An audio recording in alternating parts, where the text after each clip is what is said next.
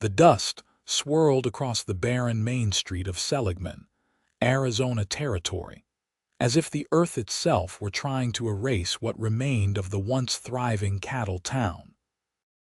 Olivia Fletcher stepped down from the stagecoach, her city boots immediately coated in a fine layer of the omnipresent dirt that seemed to define this corner of the West in the summer of 1885. She clutched her small valise tightly against her chest, a shield against the hostile stares that followed her every movement. Word traveled faster than any horse in these parts, and somehow her reputation had preceded her. "That's her," a woman whispered loudly behind a withered hand.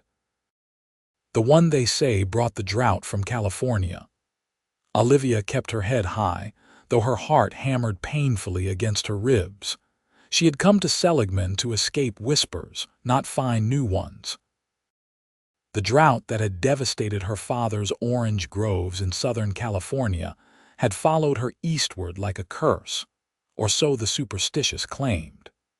3 years without proper rain had turned this once fertile cattle country into a desperate wasteland. The stagecoach driver dropped her trunk unceremoniously into the dust. "Madam," he said, tipping his hat with none of the courtesy she'd been shown when boarding in Flagstaff. His eyes wouldn't meet hers. "Thank you," Olivia replied, her voice stronger than she felt. "Could you direct me to Mrs. Holbrook's boarding house?" The driver merely pointed down the street before climbing back to his perch, eager to be free of her presence. Olivia gathered her belongings and walked with determined steps toward the weathered 2-story building at the end of the street. She had come to Seligman to start anew, to claim the small inheritance her late aunt had left her, a modest plot of land outside town, and perhaps to escape the cloud of misfortune that had settled over her life. At 25, she had buried both parents, lost a home, and worn out her welcome in 3 different towns. Seligman would be different. It had to be. As she passed the general store, a man stepped out onto the wooden boardwalk, nearly colliding with her.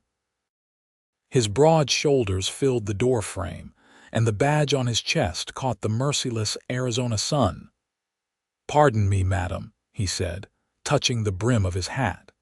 His voice was deep and warm like whiskey, a stark contrast to the brittle hostility she'd encountered thus far.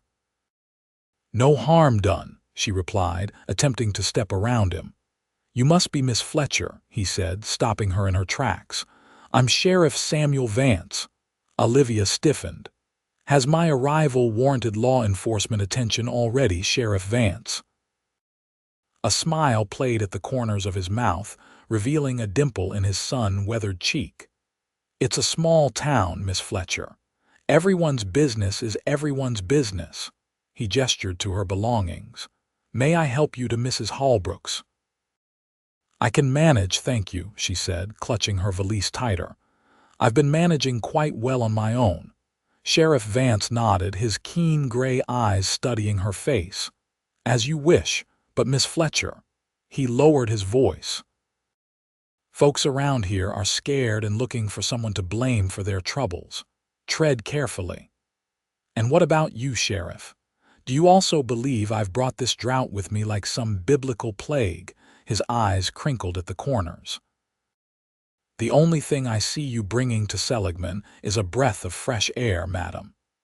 He tipped his hat again and continued down the boardwalk, his spurs jingling with each confident step. Olivia watched him go, unsure whether to be comforted or concerned by his attention. She had learned the hard way that a lawman's interest could cut both ways. Still, there had been something different in Sheriff Vance's eyes, not suspicion or contempt, but curiosity, perhaps even kindness. Mrs. Holbrook's boarding house stood like a sentinel at the end of the street, its peeling paint and sagging porch speaking to the town's struggles. Olivia climbed the steps and knocked firmly on the door, steeling herself for another cold reception.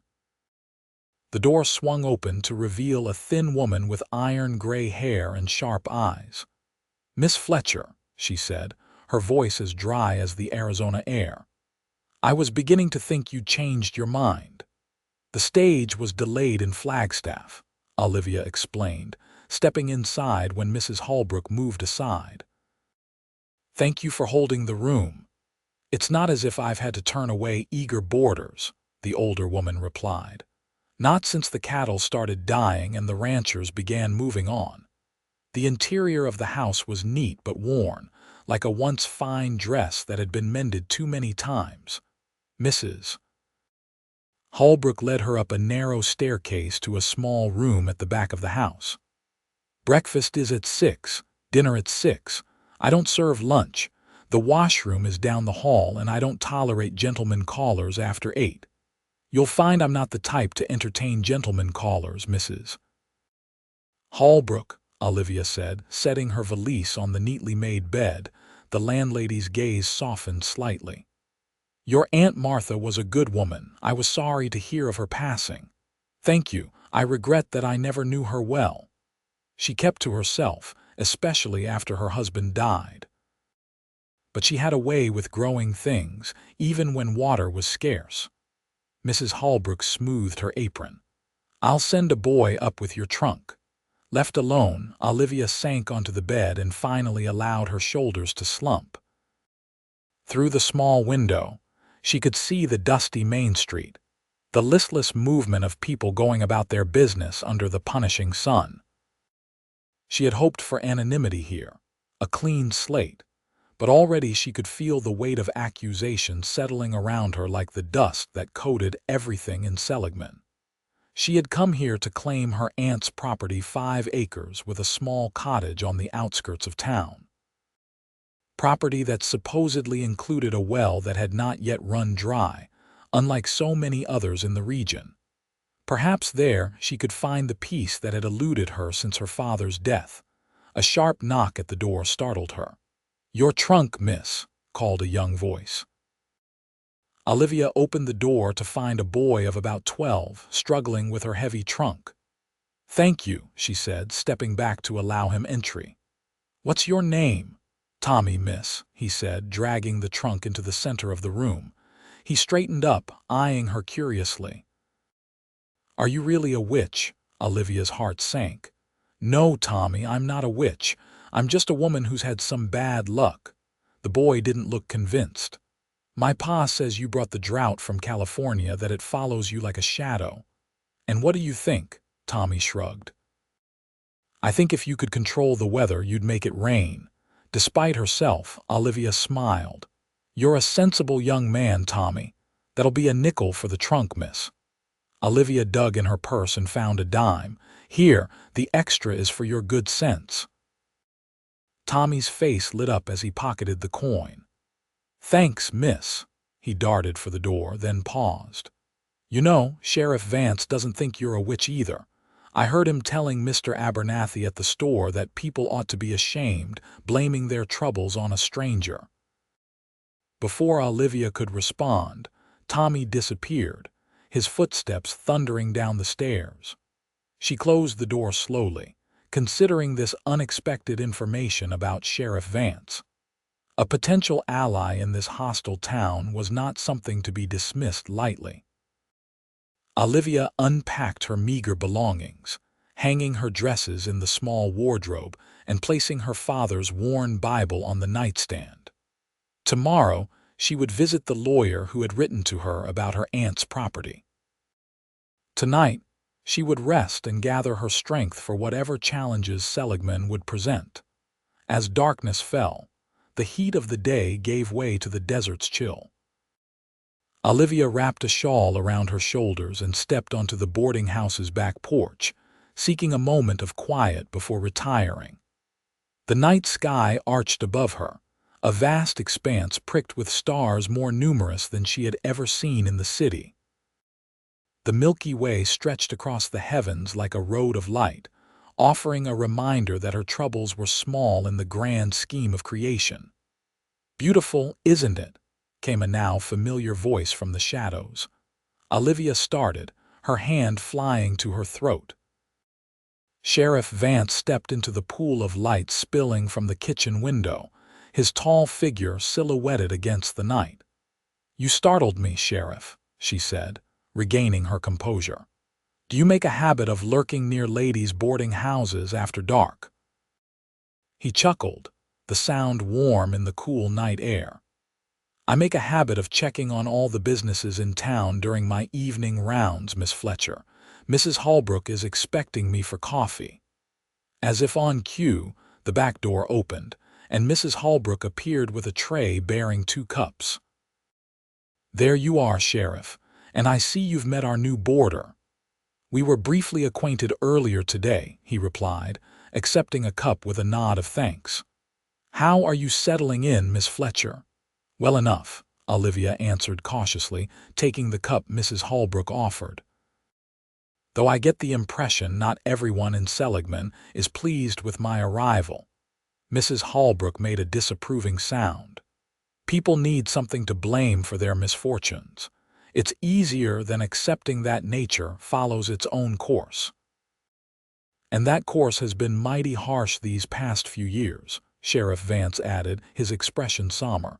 "But blaming a stranger for acts of God is foolishness, plain and simple." "Is that what you think they are?" Olivia asked. "Acts of God? What else would you call it when the sky turns to brass and the earth to iron?" he replied, quoting scripture with an ease that surprised her. "Some might call it bad luck or poor land management," Olivia suggested. "My father always said that men are quick to blame the heavens for troubles they've brought upon themselves." Sheriff Vance studied her over the rim of his cup, his eyes reflecting the lamplight. "Your father sounds like a wise man." "He was," Olivia said softly. "He lost everything to the California drought, his groves, his home, eventually his health. But he never lost his faith that the rains would return. And did they? Not in time to save him." Olivia turned her gaze back to the stars, blinking away unbidden tears. "I came here hoping to make a fresh start, not to bring old sorrows with me." "Every new beginning comes from some other beginning's end, Miss Fletcher," Sheriff Vance said gently. "You can't outrun your past, but you can build something new from its ashes." His words touched something deep within her, a spark of hope she had thought long extinguished. Before she could respond, Mrs. Holbrook cleared her throat. "It's getting late, and I'm sure Miss Fletcher is tired from her journey. The coffee can wait for another evening, Sheriff." "Of course," he agreed, setting down his cup. "Miss Fletcher, I hope you'll find Seligman more welcoming upon further acquaintance. Despite current hardships, there are good people here." "Thank you, Sheriff," Olivia replied. "I hope so too." As he stepped off the porch, he turned back. "Oh, and Miss Fletcher, I understand you'll be visiting the old Fletcher place tomorrow. The road out there can be tricky. I'd be happy to accompany you if you'd like." Olivia hesitated, torn between her instinct for self-reliance and the practical advantages of a guide who knew the area. "That's very kind, but I wouldn't want to take you from your duties.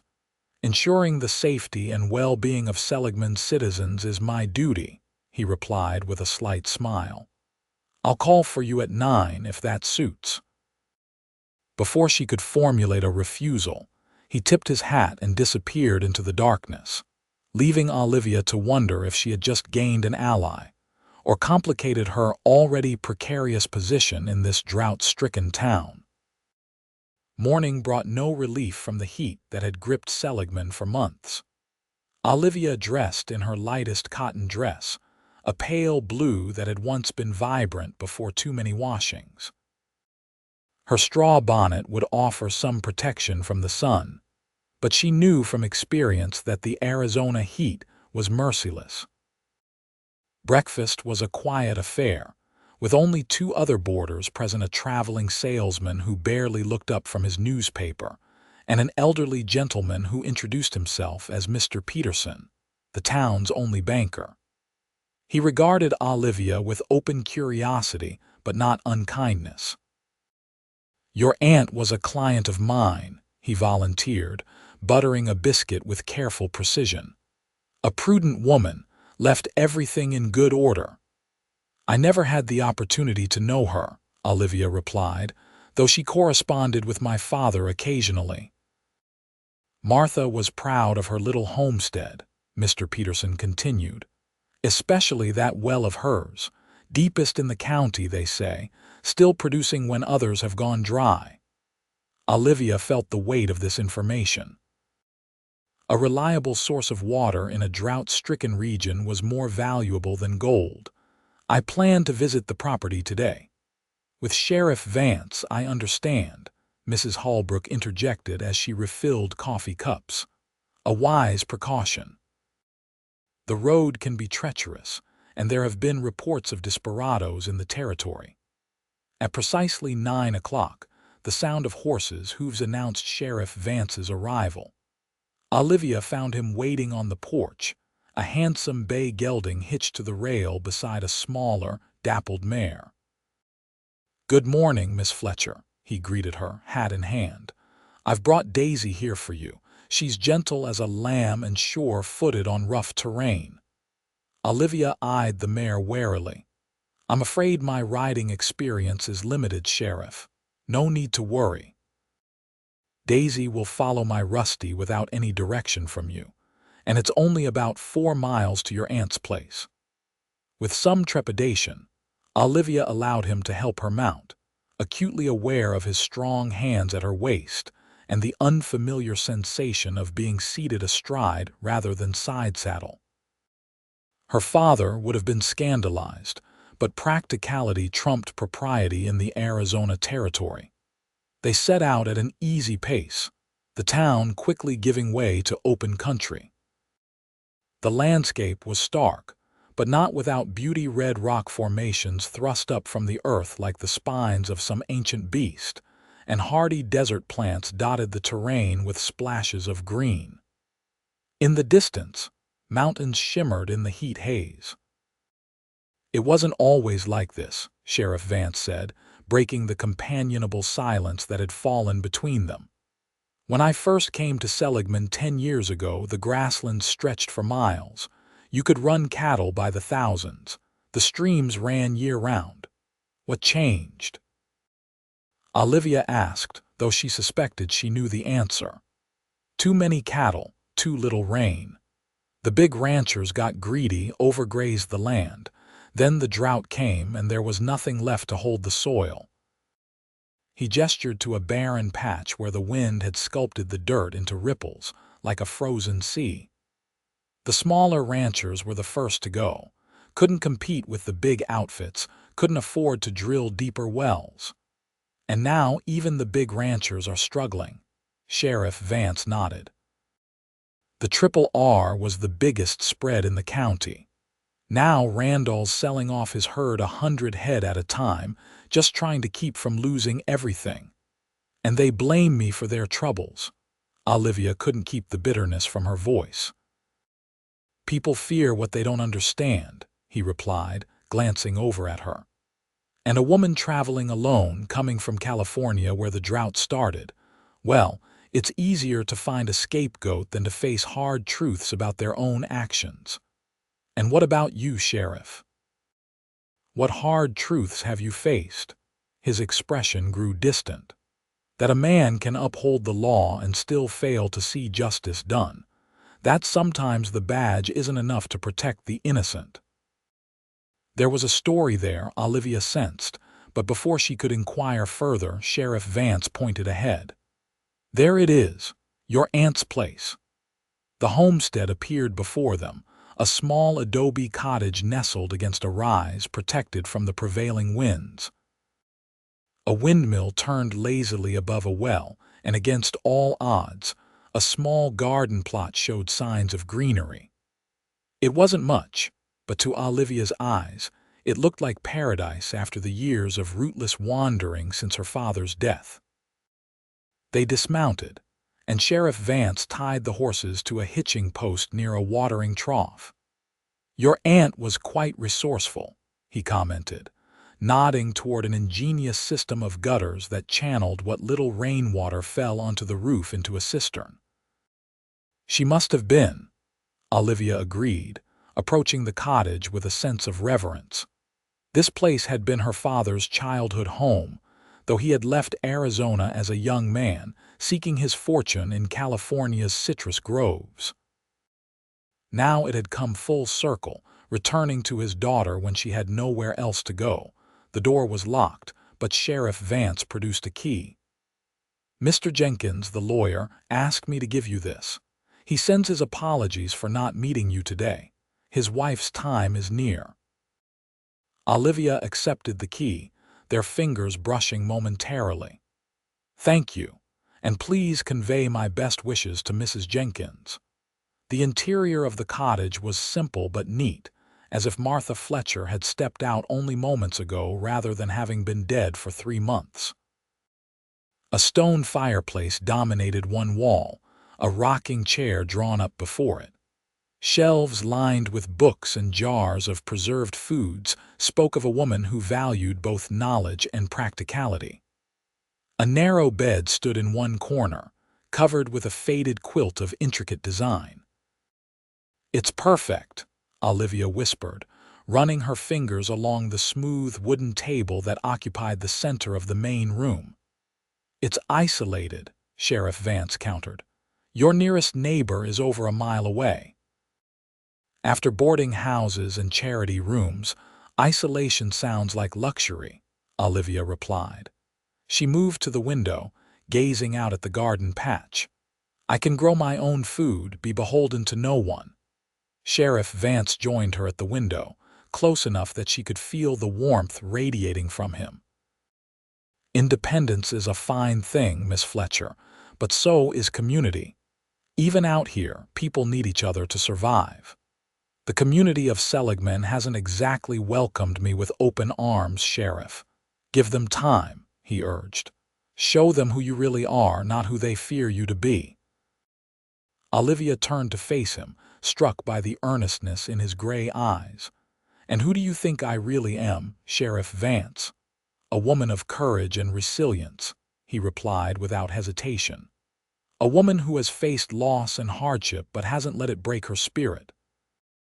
A woman who deserves a chance at happiness." His words left her momentarily speechless. No one had spoken to her with such perception and kindness since her father's death. "You've drawn quite a portrait from our brief acquaintance," she finally managed. "I've made a study of human nature, Miss Fletcher. It comes with the badge." His smile lightened the moment. "Now, shall we see about getting this place ready for you to move in? I reckon the lawyer will have the deed ready by week's end, but there's no reason you can't start making it your own now." They spent the next few hours working side by side, airing out the cottage, checking the windmill's operation, and assessing what supplies would be needed. Sheriff Vance proved to be as handy with a hammer as he was with words, repairing a loose shutter and a wobbly chair leg with efficient skill. As the sun began its descent, painting the desert in gold and crimson, they sat on the small porch, sharing a canteen of cool water from the well. "Your aunt's water still tastes sweet," Sheriff Vance remarked. "Many wells in the area have turned brackish as they've dug deeper." "Do you think the drought will break soon?" Olivia asked, passing the canteen back to him. "It has to," he replied, his gaze on the distant horizon. "Nothing lasts forever, not even hardship." He glanced at her. "Are you sure about living out here alone, Mrs.? Holbrook's isn't comfortable, but it is in town, close to supplies and protection." "I've never been more sure of anything," Olivia said firmly. "This place, it feels right, as if I was meant to come here." Sheriff Vance studied her face for a long moment. "Then I'll help you get settled if you'll allow it." "Why would you do that? You barely know me."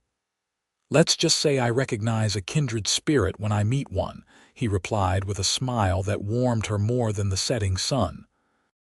"Besides, what kind of lawman would I be if I didn't look after all my citizens, especially the newest ones?" As they rode back toward town in the gathering dusk, Olivia felt a sense of peace that had eluded her for years. The road ahead would not be easy. The drought, the town's suspicion, The challenges of living alone in this harsh land, but for the first time in a long while, she didn't feel as though she was facing those challenges alone. Sheriff Vance's steady presence beside her, his horse occasionally brushing against her mare's flank, was a comfort she hadn't known she was seeking until she found it. She glanced at his profile, etched against the twilight sky, and wondered what twist of fate had brought her to Seligman, Arizona, and into the path of this singular man. As if sensing her thoughts, he turned and caught her gaze.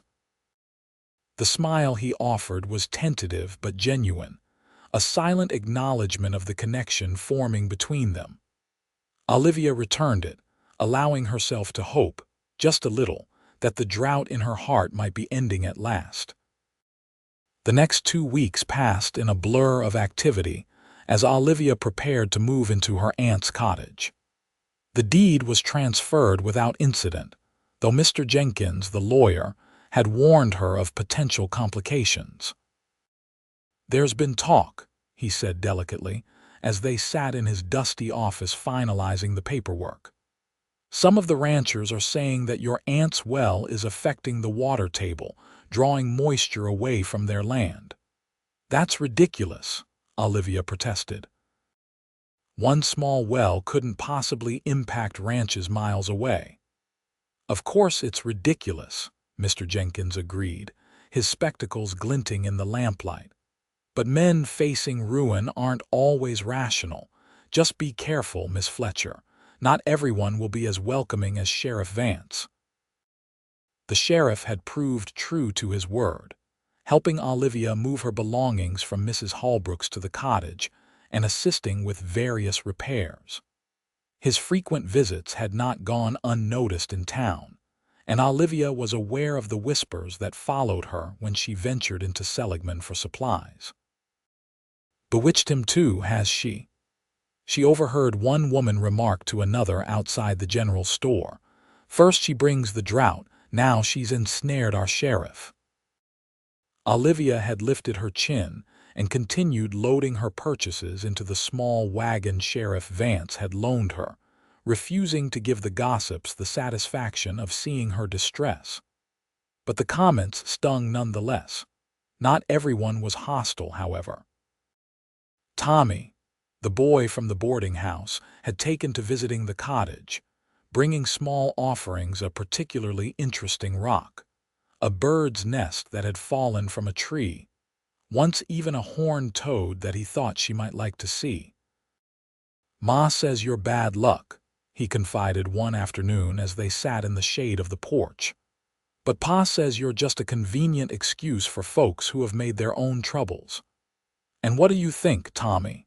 Olivia asked, handing him a cookie she had baked that morning. He considered the question with the seriousness of youth. "I think if you could really make it not rain, then you could make it rain too, and if you could do that, you'd be the richest lady in Arizona." He took a bite of cookie. "Besides, Sheriff Vance likes you, and he's the smartest man in Seligman." Olivia smiled, touched by the boy's simple logic. "Well, I hope someday I can prove to everyone that I don't control the weather one way or another." "Maybe you will," Tommy said, then added with the sudden shifts of childhood, "Can I help you water the garden?" The garden had become Olivia's pride and joy. Using her aunt's careful notes, found in a journal beside the bed, she had expanded the small plot, planting vegetables that could withstand the harsh conditions. Every drop of water was precious, carefully rationed and applied directly to the roots of each plant. The work was hard but satisfying, connecting her to the land in a way she had never experienced in city life. It was in the garden that Sheriff Vance found her on the day everything changed. She was on her knees, coaxing a reluctant tomato plant to twine around its support, when the sound of approaching hoofbeats made her look up. Her heart gave its now familiar leap at the sight of his tall figure astride Rusty. "Good afternoon, Sheriff," she called, wiping her hands on her apron as she stood. "Miss Fletcher," he replied, dismounting smoothly, but there was no smile accompanying his greeting and his expression was grave.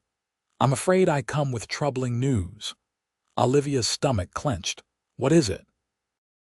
"There was a meeting in town last night. Randall and some of the other big ranchers are filing a petition with the territorial court, claiming your well is disrupting the water flow to their properties. They want it capped." "That's absurd," Olivia exclaimed. "This well has been here for decades, long before most of them even arrived in the territory." "I know," Sheriff Vance agreed, his jaw tight with anger.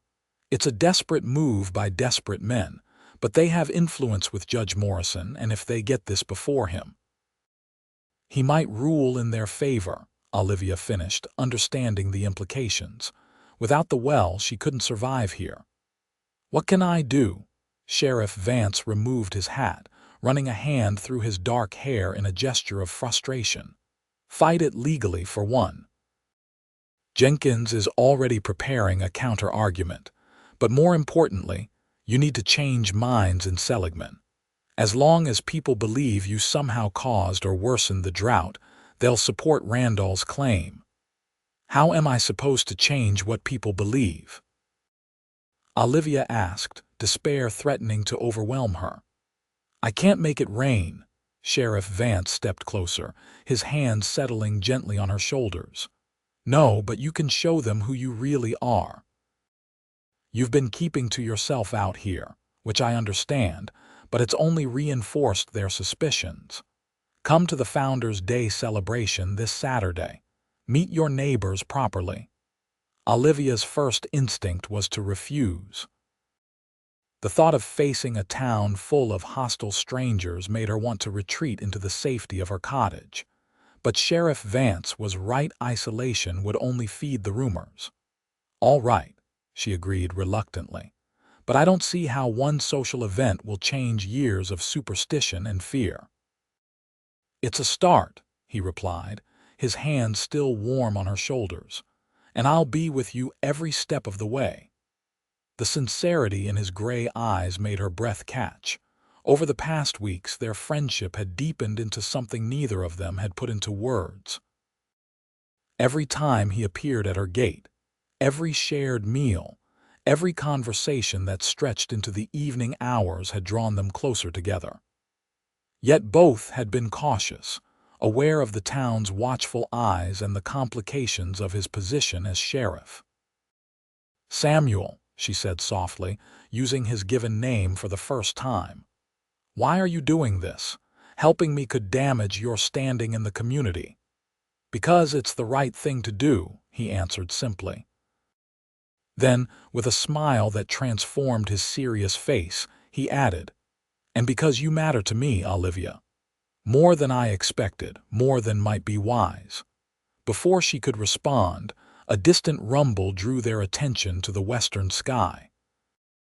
Dark clouds were gathering over the mountains, a sight so unusual in recent months that it seemed almost miraculous. "Could it be?" Olivia whispered, hardly daring to hope.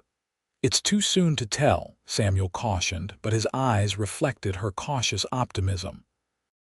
"Storms have come before, only to skirt around us or dissolve before reaching town." They stood together, watching as the clouds built and darkened. The air grew heavy with potential, the scent of dust and creosote giving way to the unmistakable smell of approaching rain. "I should get back to town," Samuel said reluctantly. "If this does turn into a real storm, there may be flash floods in the arroyos." "Of course," Olivia agreed, though she was loath to see him leave. "Please be careful." He mounted Rusty but hesitated before riding away. "Regardless of what happens with this storm, I'll see you Saturday. Noon at the town square." "I'll be there," she promised, raising a hand in farewell as he rode off, his figure soon swallowed by the gathering dusk. The storm did come, breaking over Seligman with a fury that belied the long months of drought. Rain fell in sheets, turning the dusty earth into muddy rivers that rushed through the streets and filled the long, dry creek beds. Lightning split the sky in jagged bursts, and thunder shook the very foundations of Olivia's cottage. She stood on her porch, watching in awe as nature unleashed its power. The rain soaked her dress and plastered her hair to her cheeks, but she couldn't bring herself to go inside. Each drop felt like a blessing, a reprieve from the curse that had followed her for so long. For 3 days, the rain continued, sometimes easing to a gentle patter, sometimes returning with renewed violence. Olivia's garden drank deeply, and the cistern overflowed. When the sun finally emerged on the 4th day, the world seemed reborn, washed clean and vibrant with life. Desert flowers that had lain dormant for years burst into sudden bloom, carpeting the once barren land with splashes of color. The transformation wasn't limited to the landscape. As Olivia ventured into town for supplies, she noticed a change in the atmosphere. People who had previously avoided her gaze now offered hesitant smiles. Conversations didn't halt abruptly when she entered the general store. "Quite a storm," Mr. Abernathy, the storekeeper, remarked as he filled her order. "Best rain we've had in 3 years." "Yes," Olivia agreed, waiting for the inevitable accusation that she had somehow caused the drought in the first place. But it didn't come. "Funny thing, Miss Fletcher," Mr. Abernathy continued, measuring coffee beans into a paper sack. "You arrive in town during the worst dry spell in memory, and within a month we get a gully washer that fills every stock pond and well for miles. Makes a man wonder." Olivia tensed. "What does it make you wonder?" Mr. Abernathy, the storekeeper, looked up, a twinkle in his rheumy eyes. "Makes me wonder if maybe what you brought to Seligman wasn't drought at all, but rain." The unexpected statement left Olivia momentarily speechless. Before she could gather her thoughts for a response, the door opened and Samuel entered, his badge gleaming against his dark vest. "Miss Fletcher," he greeted her with a warm smile. "Mr. Abernathy, fine day after the storm." "Indeed it is, Sheriff," the storekeeper agreed. "I was just telling Miss Fletcher that her arrival seems to have coincided with our change in fortune." Samuel's gaze met Olivia's, a silent communication passing between them. "Is that so?" he replied mildly. "Well, I've always believed that Miss Fletcher brings nothing but good wherever she goes." Mr. Abernathy snorted, but not unkindly. "You would say that, Sheriff. The whole town's talking about how sweet you are on the lady." Olivia felt a blush rise to her cheeks, but Samuel didn't miss a beat. "Then for once, the town gossips have the right of it," he said, his eyes never leaving Olivia's face. "Miss Fletcher, may I escort you home when you've finished your shopping?" The ride back to the cottage was filled with a new awareness, a tension that was both exhilarating and uncomfortable. The earth smelled of renewal, and puddles still dotted the road, reflecting the blue sky above. "The petition against your well has been withdrawn," Samuel announced as they neared the homestead. Randall and the others decided not to pursue it after the rain. Relief washed over Olivia. Just like that. One storm and they abandoned their crusade. "The rain filled their stock ponds and wells," Samuel explained. "And people are starting to question the whole notion that you brought bad luck. Some are even suggesting the opposite, that you broke the drought." "That's just as superstitious as blaming me for it in the first place," Olivia protested. Samuel laughed, the sound carrying across the newly green landscape. "True enough, but I'd rather have them attributing good fortune to you than bad." They reached the cottage, which looked different in the aftermath of the rain, more settled, more a part of the land. Samuel helped Olivia down from her mare, his hands lingering at her waist a moment longer than necessary. "Will you come in?" she asked, suddenly shy despite the weeks of growing closeness between them. "I shouldn't," he replied, though his expression suggested he wanted nothing more. There's already talk, and I don't want to give anyone reason to speak ill of you. I thought you didn't care what the town gossip said, Olivia teased, emboldened by the warmth in his eyes. I care about your reputation, he said seriously, and about doing things properly. And what would properly entail, Sheriff Vance? She asked, her heart racing at the implications of his words. For a start, my officially courting you, he replied, taking her hand in his. If you'd allow it. Olivia looked up at this man who had defended her when others condemned, who had believed in her when she hardly believed in herself. I would allow it, she said softly. Very gladly. The smile that broke across his face was like sunrise after the longest night. Then may I call on you tomorrow evening? Perhaps bring supper, since I know your pantry is still being restocked. I would like that very much, Olivia replied, reluctant to release his hand. He raised her fingers to his lips, the gesture both old-fashioned and deeply affecting. Until tomorrow, then. Olivia watched him ride away, her heart lighter than it had been in years. Whatever the future held, drought or abundance, acceptance or continued suspicion, she would no longer face it alone. And that knowledge was as refreshing as the rain that had washed the dust from Seligman's streets. Founders' Day dawned clear and bright, the recent rains having left the world scrubbed clean. Olivia stood before the small mirror in her bedroom, adjusting the collar of her best dress, a deep blue that brought out the gold flecks in her hazel eyes. Her hair was swept up in a style that had taken 3 attempts to perfect, and she had even dabbed a precious drop of rose water behind each ear. This is ridiculous, she muttered to her reflection. It's just a town celebration, but it wasn't just any celebration. It was her first public appearance in Seligman since the rains had come, since the rumors about her had begun to shift from bringer of drought to herald of prosperity. It was also the first time she would be seen with Samuel since they had agreed to begin courting officially. A knock at the door startled her from her thoughts. She hurried to answer it, expecting Samuel, but found Tommy instead, his face split in a wide grin. "Miss Fletcher, you look real pretty," he blurted, then flushed to the roots of his hair. "Thank you, Tommy," she replied, charmed by his boyish enthusiasm. "What brings you out here so early?" "Sheriff Vance sent me to fetch you," Tommy explained, puffing up with importance. "He says his duties are keeping him in town, but he sent the buggy for you." He pointed proudly to a neat, 2-wheeled rig hitched to a placid gray horse. "I'm to drive you in." Olivia was touched by Samuel's thoughtfulness.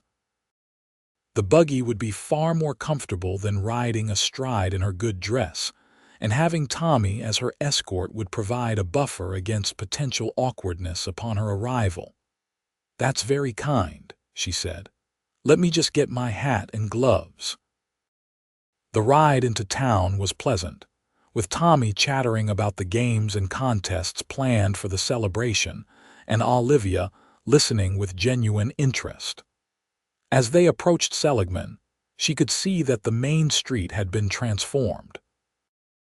Bunting in red, white, and blue hung from every building, and a large banner proclaiming Seligman Founders' Day, 1885, stretched across the entrance to the town square. People milled about in their Sunday best, the women's colorful dresses brightening the normally drab street. Tables laden with food lined one side of the square, and a makeshift stage had been erected at the far end, where a group of musicians were tuning their instruments. "There's the sheriff," Tommy exclaimed as they pulled up to the hitching post near the general store. "And Mr. Randall, too." Olivia's stomach clenched at the mention of the rancher who had tried to have her well capped. Samuel stood with a group of men outside the sheriff's office, his tall figure easily identifiable even from a distance. The man beside him, broad-shouldered and red-faced, could only be Randall, one of the most influential ranchers in the county and her most vocal detractor. Tommy helped her down from the buggy with exaggerated gallantry. "I'll take care of the horse, Miss Fletcher. You go on and find the sheriff." Drawing a deep breath, Olivia made her way toward the group of men, acutely aware of the glances and whispers that followed her progress. Samuel spotted her and excused himself from the conversation, meeting her halfway across the square. "Olivia," he greeted her, his voice warm with affection. "You look beautiful." "Thank you for sending the buggy," she replied, trying to ignore the curious eyes that followed their interaction. "It was very thoughtful." "I'm sorry I couldn't come myself," Samuel said, offering his arm to lead her toward the festivities. There was a dispute over the shooting competition prizes that needed resolving. "Is everything all right now?" she asked, placing her hand lightly on his sleeve. "It will be, once certain parties remember that Founders' Day is meant to bring the community together, not drive it apart." He glanced back at Randall, who was watching them with undisguised interest. "Come, let me introduce you properly to some of Seligman's citizens. It's time they knew the real Olivia Fletcher." What followed was a whirlwind of introductions and conversations. Samuel steered her from group to group, his steady presence beside her a comfort as she faced people who had previously avoided or outright shunned her. To her surprise, many were welcoming, even warm, expressing interest in her garden and asking about life in California before the drought. "Your vegetables are the finest I've seen in years," Mrs. Peterson, the banker's wife, complimented her after sampling a dish Olivia had prepared for the community table. "You must share your secrets." "There are no secrets," Olivia replied honestly. "Just careful water management and a lot of prayer." "Well, whatever you're doing, it's working," Mrs. Peterson said, patting her hand. "And not just for the vegetables. The sheriff hasn't smiled this much since he came to Seligman." Before Olivia could respond to this startling observation, a commotion near the stage drew everyone's attention. Mayor Thompson, a portly man with impressive whiskers, was calling for silence. "Ladies and gentlemen of Seligman," he announced when the crowd had quieted. "As is our tradition on Founders' Day, we gather to honor those who have contributed to our community's welfare and prosperity. This year has been one of particular hardship, with the drought testing our resolve and our resources." Murmurs of agreement rippled through the crowd. Mayor Thompson raised his hands for silence once more. "But recent days have brought hope in the form of rain blessed, nourishing rain that has filled our wells and revived our spirits." He paused, his gaze sweeping the assembly before settling on Olivia. "Some say this change in fortune coincided with the arrival of a newcomer to our midst, Miss Olivia Fletcher." Olivia tensed, feeling Samuel's hand move to the small of her back in silent support. "Now, I'm not one for superstition," the mayor continued, "but I am one for facts. And the fact is, Miss Fletcher has shown remarkable resourcefulness in tending her late aunt's property, making it bloom when others despaired. Moreover, she has faced unfounded accusations with dignity and grace befitting a true lady." Surprise rippled through Olivia at this unexpected defense. Mayor Thompson wasn't finished. "In light of these considerations, and in recognition of her contributions to our community through her gardening knowledge, I am pleased to announce that Miss Fletcher has been asked to serve on the newly formed Agricultural Committee, which will advise farmers and ranchers on water conservation practices." Applause broke out, hesitant at first, then growing in enthusiasm. Olivia stood frozen in shock until Samuel gently urged her forward. "Go on," he whispered. "This is your moment." As she approached the stage, Olivia caught sight of Randall's thunderous expression at the edge of the crowd. Clearly, not everyone shared the mayor's change of heart, but when she looked back at Samuel, his proud smile gave her the courage to continue. Mayor Thompson helped her onto the stage, presenting her with a small certificate. "Will you say a few words, Miss Fletcher?" he asked, gesturing to the assembled townsfolk. Olivia hadn't prepared a speech, had never imagined she would be called upon to address the very people who had blamed her for their misfortunes. But as she gazed out at the sea of faces, some friendly, some skeptical, some openly hostile, she knew what needed to be said.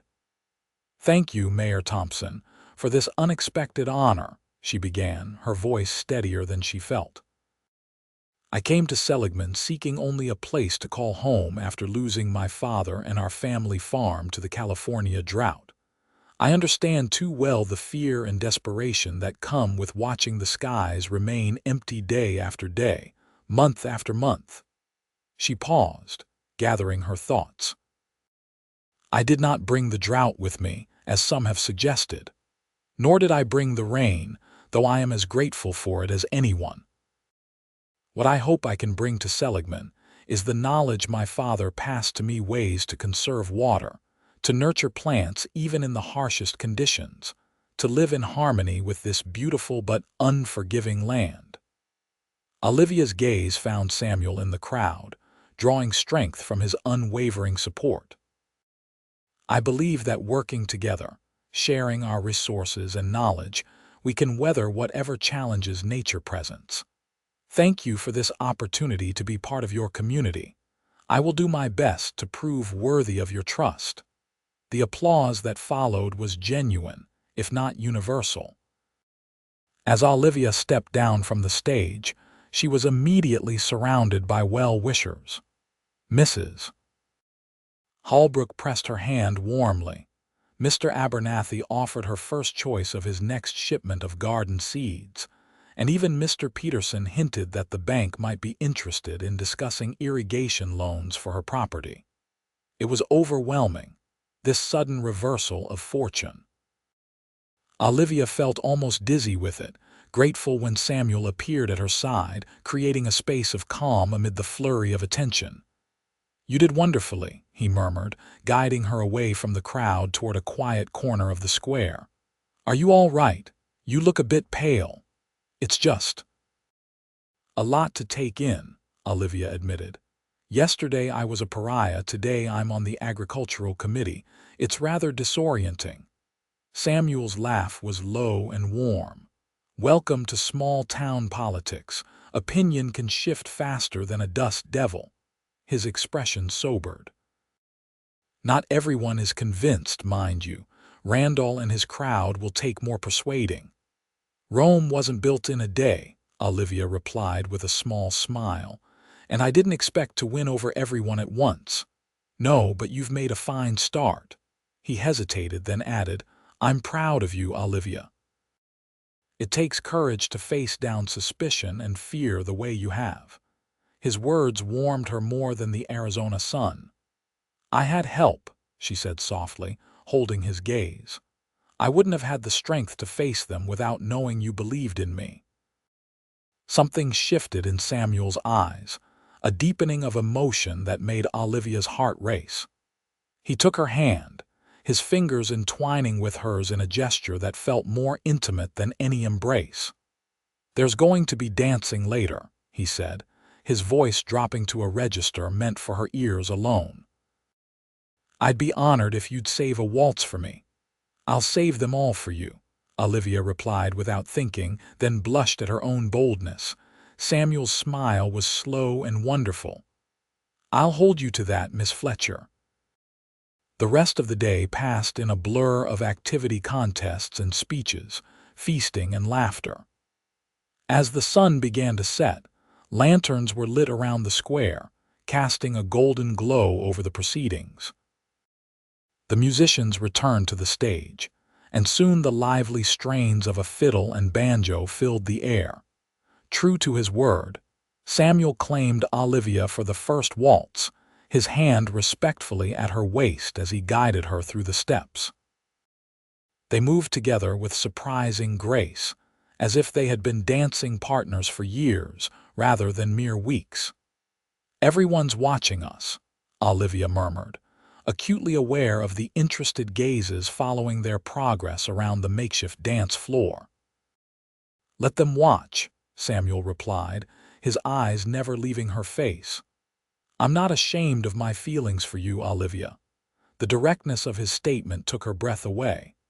"And what feelings might those be, Sheriff Vance?" she asked, trying for lightness but hearing the tremor in her own voice.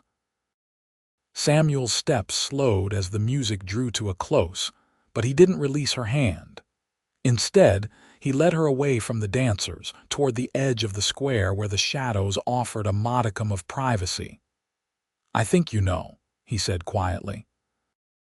"I've never been one for flowery speeches or grand gestures, but what I feel for you, it's not something I expected to find in Seligman or anywhere else for that matter."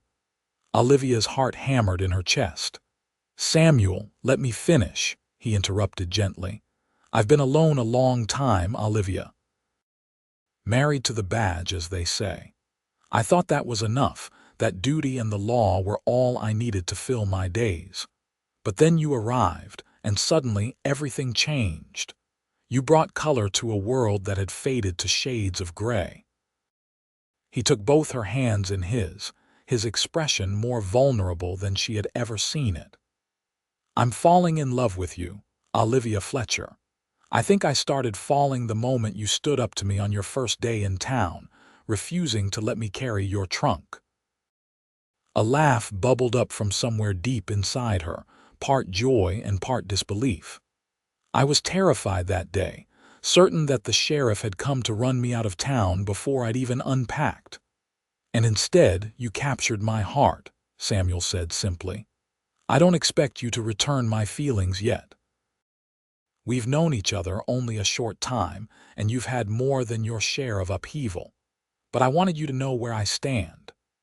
Olivia looked up at this man who had defended her, believed in her, seen her true self beneath the rumors and fear. In his steady gray eyes, she found the promise of a future she had thought lost to her forever. "Samuel," she said softly, "I think perhaps our hearts recognized each other from the beginning, even if our minds were slower to understand. The feelings you describe, they're not one-sided." The hope that blazed across his face was almost painful to witness. "Olivia, are you saying—" "I'm saying that I'm falling in love with you too," she interrupted, her voice steady despite the emotion threatening to overwhelm her. "And that terrifies me more than any drought or town gossip ever could." "Why?" he asked, his hands tightening around hers. "Because loving means risking loss," she replied, the words catching in her throat. "And I've lost so much already." Samuel's expression softened with understanding. "Yes, you have. But you've also found strength you never knew you possessed. You've built a new life from the ashes of the old. And if you'll let me, I'd like to be part of that life, whatever challenges it may bring."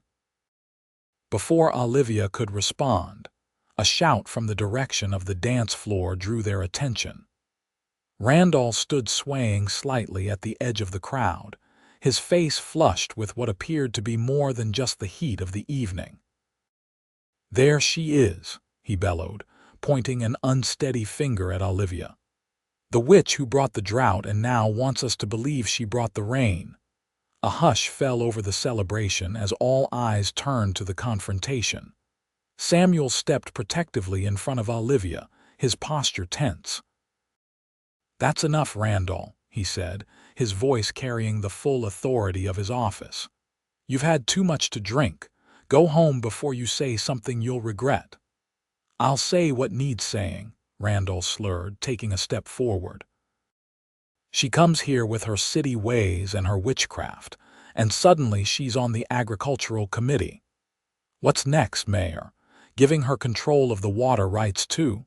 Mayor Thompson moved to intervene. "This is neither the time nor the place for such accusations, Mr. Randall. I suggest you follow the sheriff's advice and return home." Randall wasn't to be deterred. "You're all blind. Can't you see what's happening? First the drought follows her from California, then convenient rain falls just when she needs to win you over.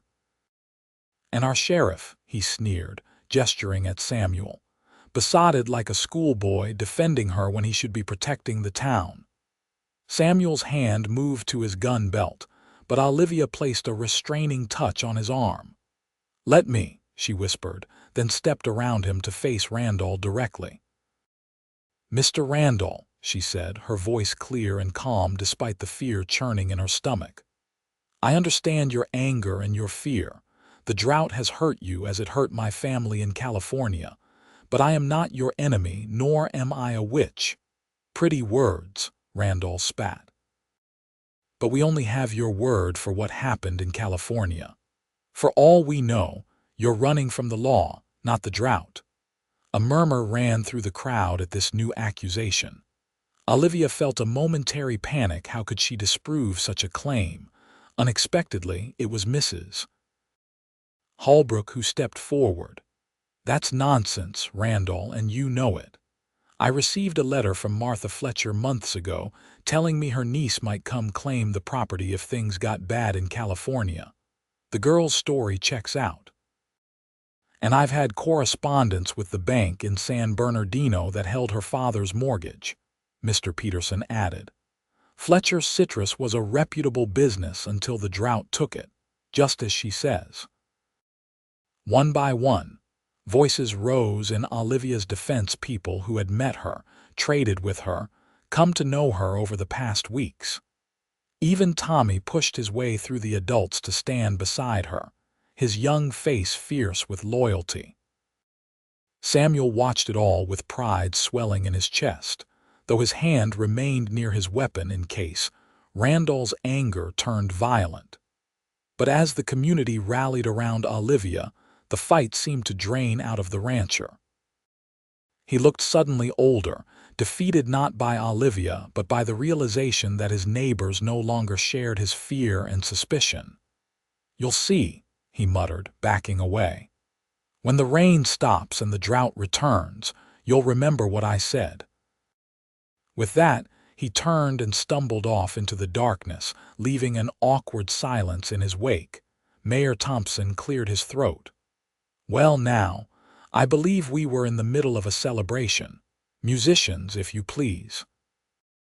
As the music resumed and the crowd gradually returned to the festivities, Samuel drew Olivia aside once more. "Are you all right?" he asked, his concern evident in every line of his face. "I am," she replied, and found that it was true. "More than all right, actually.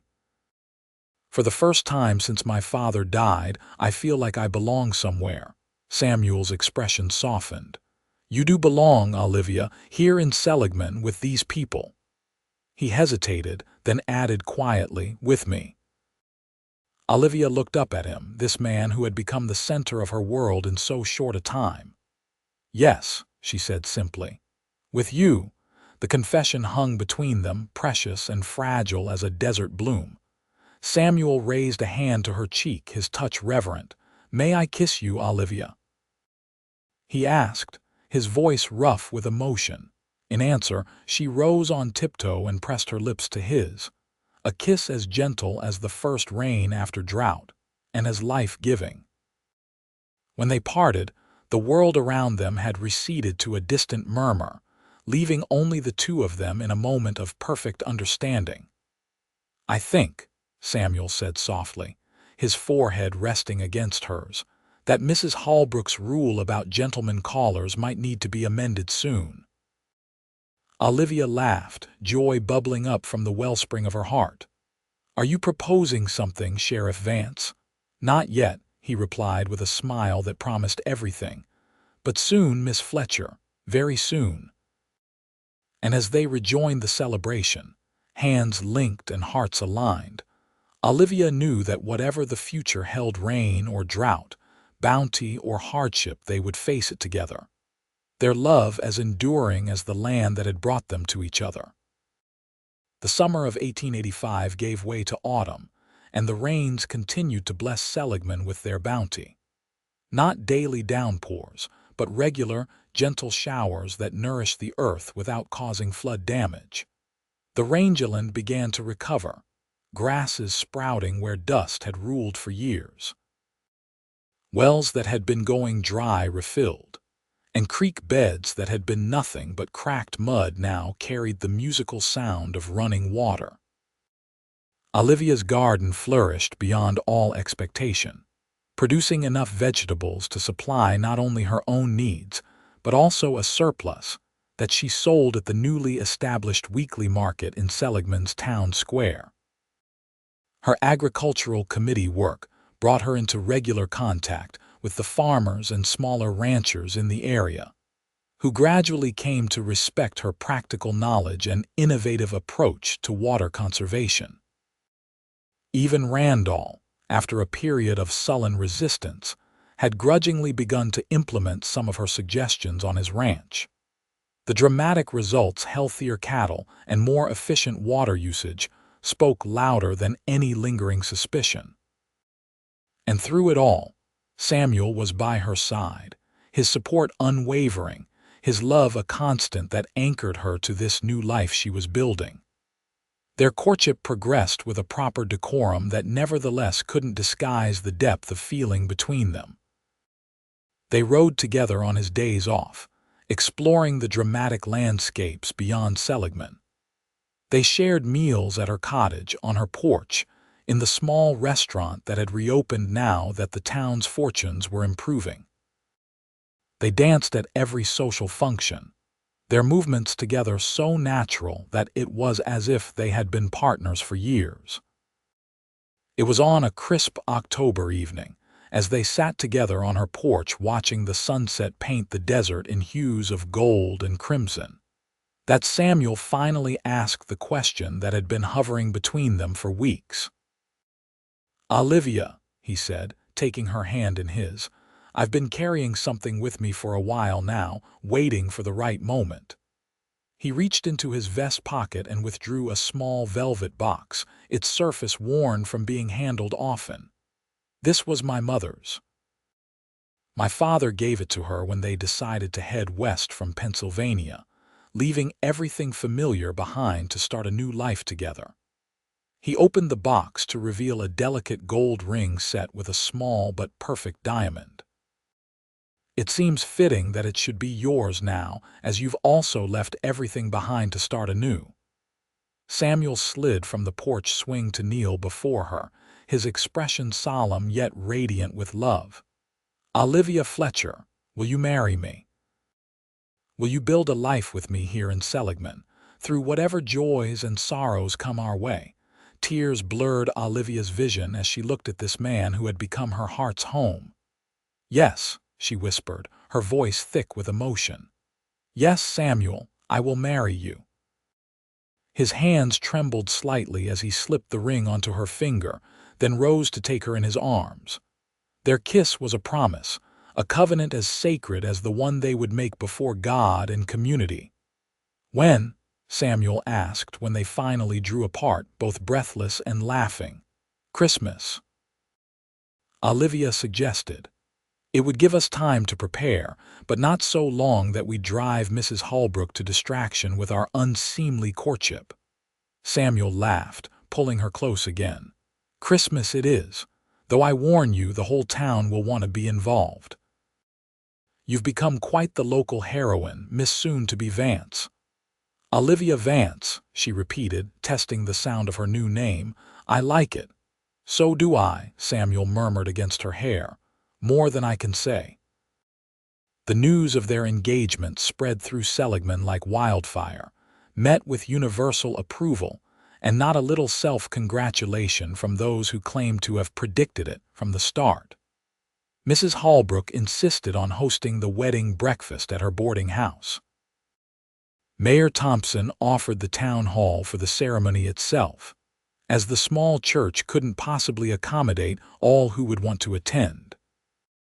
Even Mr. Randall, in a gesture that surprised everyone, sent a fine heifer as an engagement gift.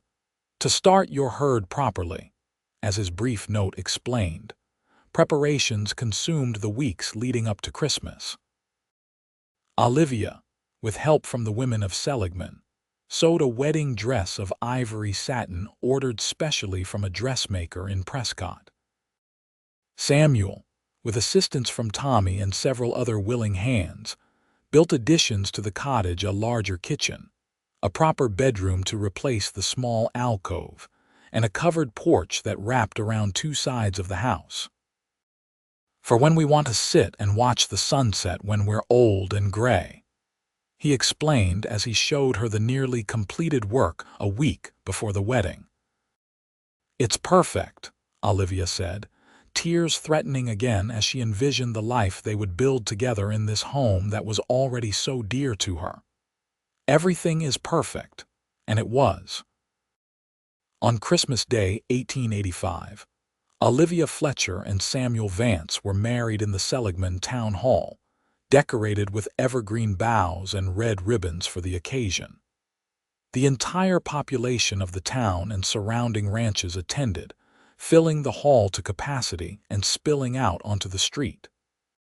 The territorial judge who performed the ceremony noted that he had never seen such unanimous goodwill at a wedding, not even when his own daughter had married the governor's son.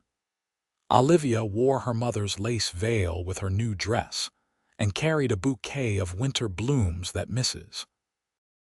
Peterson had somehow managed to coax from her greenhouse. Samuel, resplendent in a new suit ordered from a tailor in Flagstaff, looked as nervous and proud as any groom had ever been. And when they spoke their vows, their voices clear and sure despite the emotion of the moment, there wasn't a dry eye in the hall. "I now pronounce you man and wife," the judge declared. "Sheriff Vance, you may kiss your bride." Samuel did so with restrained passion, mindful of their audience but unable to completely hide the depth of his feelings. The cheer that went up when they turned to face their friends and neighbors as husband and wife nearly raised the roof of the town hall. The celebration that followed lasted well into the night, with food and dancing and more goodwill than Seligman had seen in years. As midnight approached, Samuel led Olivia away from the festivities toward the waiting buggy that would take them to their home for the first time as husband and wife. "Happy, Mrs. Vance?" he asked as he helped her into the buggy, his voice husky with emotion and anticipation. "Happier than I ever thought possible," Olivia replied, drawing him down for a kiss that held none of the restraint they had shown in public. "Take me home, Samuel. Take me home."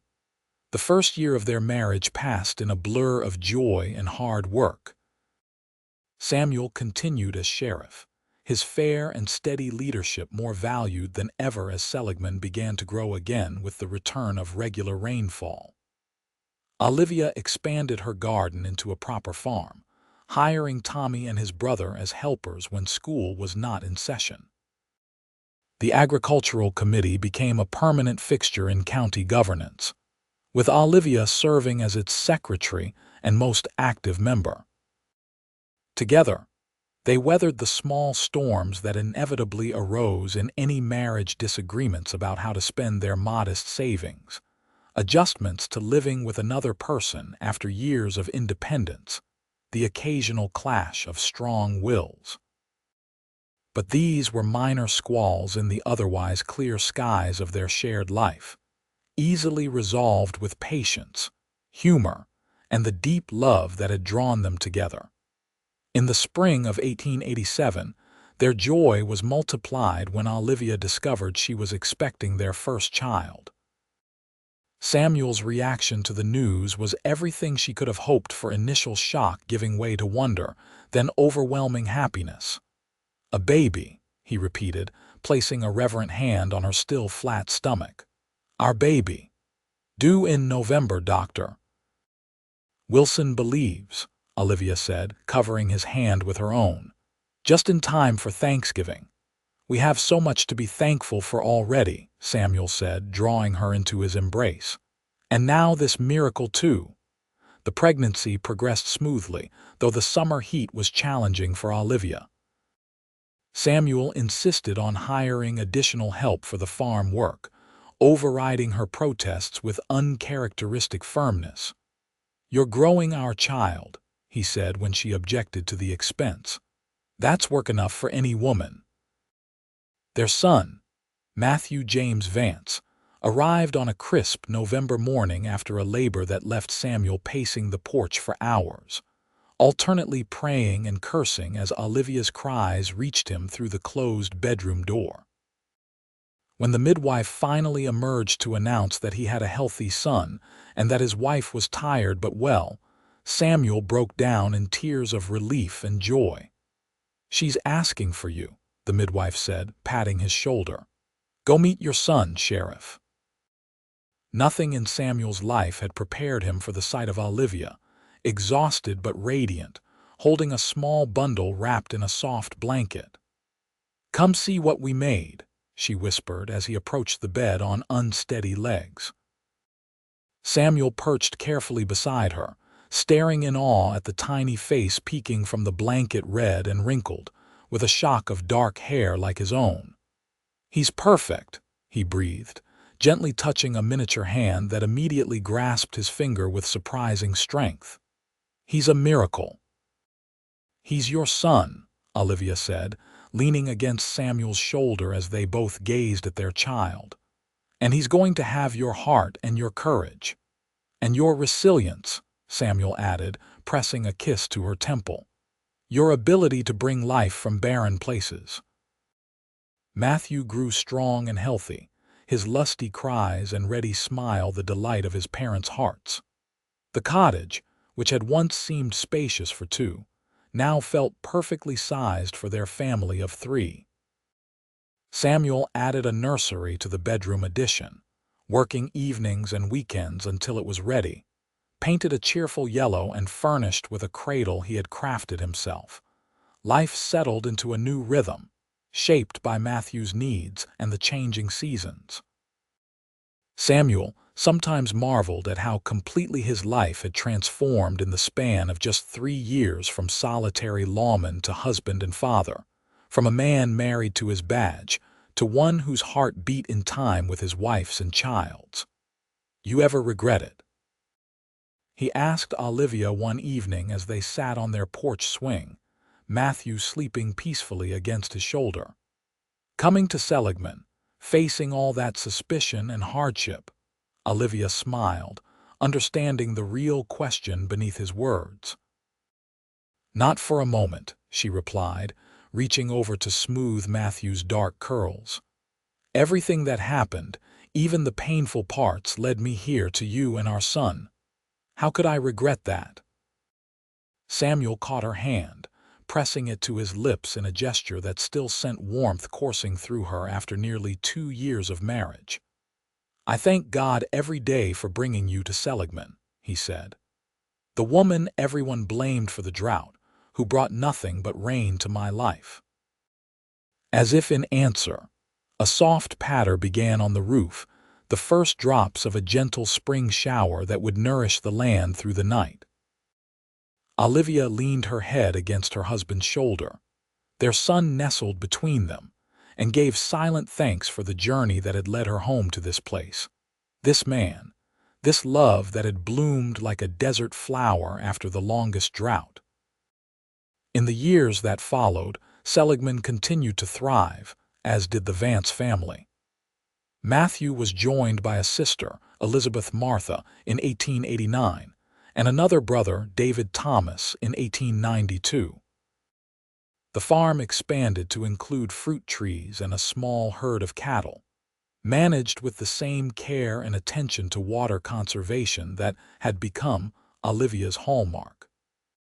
Samuel served as sheriff until 1895, when he was elected to the territorial legislature, representing Yavapai County with the same integrity and fairness that had characterized his tenure as lawman.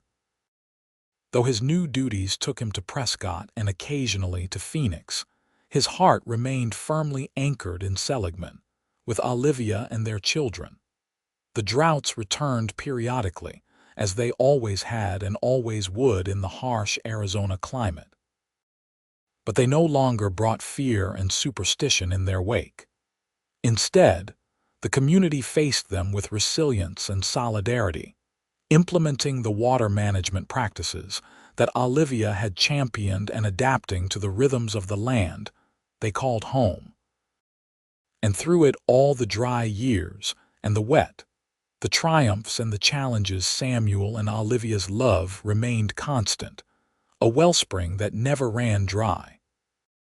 They grew older together, watched their children grow into adults with families of their own, and welcomed grandchildren to the homestead that had once been Martha Fletcher's lonely outpost. In their twilight years, they still sat on the porch Samuel had built, watching the sunset paint the desert in gold and crimson, their hands linked as they had been on that Founder's Day so long ago when they first confessed their love. And sometimes, when the light was just right, Samuel would look at his wife, her hair now silver, her face lined with years of laughter and occasional tears, and see again the proud, defiant woman who had stepped from the stage-coach into the dusty streets of Seligman, bringing with her not drought, but the rain that had restored his parched heart to life.